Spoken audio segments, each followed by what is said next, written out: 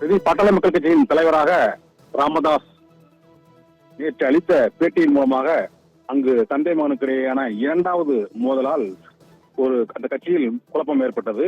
இந்த சூழ்நிலையில் இந்த குழப்பத்தை சரி செய்வதற்கு ஏற்கனவே புதுச்சேரி செயற்குழு கூட்டத்தில் மேடையிலேயே டாக்டர் ராமதாஸுக்கும் அன்புமணி ராமதாஸுக்கும் இடையே அந்த இளைஞரணி தலைவராக முகுந்தனை நியமிப்பதில் ஏற்பட்ட மோதல் பரபரப்பாக பேசப்பட்டு அதன் பின்னர் இருதரப்பிலும் அந்த சமரச முயற்சி மேற்கொள்ளப்பட்டது. அதே போல இரண்டாவது மோதலிலும் நேற்று மாலையிலிருந்தே சமரச முயற்சி தொடர்ந்து மேற்கொள்ளப்பட்டிருக்கிறது.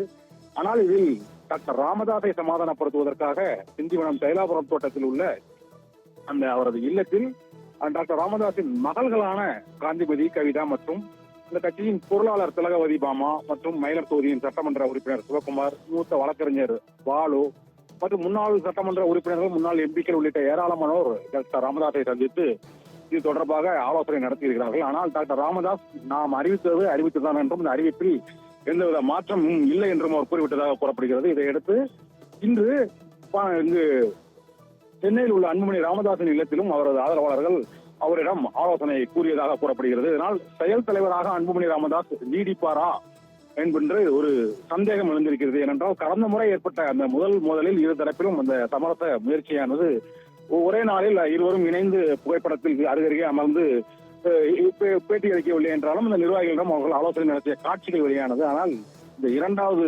மோதலானது 2026 சட்டமன்ற தேர்தலில் யாருடன் கூட்டணி என்பதை அவர்கள் முடிவு செய்வதற்காக நடைபெறும் இந்த மோதலாக கருதப்படுகிறது. இந்த டாக்டர் ராமதாஸ் கூட்டணி பாரதிய ஜனதா கட்சியின் கூட்டணியில் இருந்து அவர் விலக வேண்டும் என்று அவர் விரும்புவதாகவும், அன்புமணி ராமதாஸை பொறுத்தவரை தொடர வேண்டும், அவருக்கு ராஜ்யசபா எம்பி பதவி என்பது இன்னும் ஒரு 2-3 மாதங்களில் அந்த பதவி காலியாக இருப்பதால் இன்னும் 4-5 ஆண்டுகள் அவர் பதவி இல்லாமல் இருக்க முடியாத ஒரு சூழ்நிலை ஏற்படும் என்பதால் அவர் பாரதிய ஜனதா கட்சியின் கூட்டணியிலேயே தொடர இருப்பதாகவும் கூறப்படுகிறது. இந்த சூழ்நிலையில் அன்புமணி ராமதாஸை ராஜ்யசபா எம்பியாக மீண்டும் அவரை ஆக்குவதற்கான இத்தகைய ஒரு மோதல் ஏற்பட்டிருப்பதாகவும் அந்த கட்சியில் கூறப்படுகிறது. இந்த சூழ்நிலையில் இன்றும் இந்த சமரச முயற்சி தொடர்கிறது. சமரச முயற்சி வெற்றி அடையுமா அல்லது இரு தரப்பிலும் பிடிவாதமாக இருப்பார்களா என்பது இன்னும் இன்று மாலைக்குள் தெரிய வரும். அதற்குள் மத்திய உள்துறை அமைச்சர் அமித்ஷா வந்திருப்பதால் அவர்களும் கூட்டணியை இறுதி செய்வதற்கான அந்த முயற்சியில்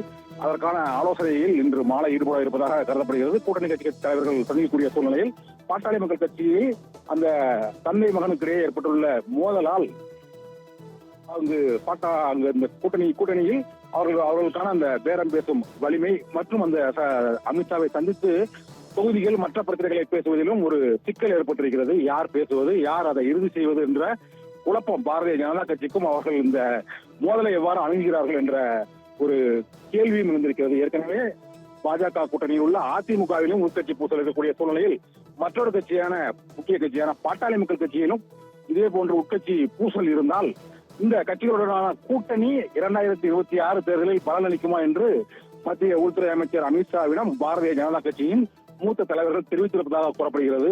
இதனால் பாட்டாளி மக்கள் கட்சி பாரதிய ஜனதா கட்சியின் கூட்டணியில் தொடர்வதிலும் மற்றும் அதிமுக கூட்டணிக்கு அவர்கள் மாறுகிறார்கள் என்பது தொடர்பாகவும் ஒரு குழப்பம் அந்த தொண்டர்களிடையே மட்டுமல்ல கட்சி நிர்வாகிகளிடமும் நீடிக்கிறது. இன்னும் 10 மாதத்தில் சட்டமன்ற தேர்தல் வரவுள்ள சூழ்நிலையில் இங்கு பாரதிய ஜனதா கட்சியின் வியூகத்திற்கு அந்த கட்சியின் கூட்டணியில் உள்ள கட்சிகளான பாட்டாளி மக்கள் கட்சி, அதிமுக ஆகிய இரண்டிலும் உள்ள உள்கட்சி பூசல் அந்த கூட்டணிக்கு பெரும் பின்னடைவாக கருதப்படும் எனவும் எதிர்பார்க்கப்படுகிறது. இதனால் பாஜக கூட்டணியை அந்த பாரதிய ஜனதா கட்சியை பொறுத்தவரையிலும் தலைவர் மாற்றம் தொடர்பாக இருவேறுபட்ட கருத்துக்கள் நிலவுகின்றன.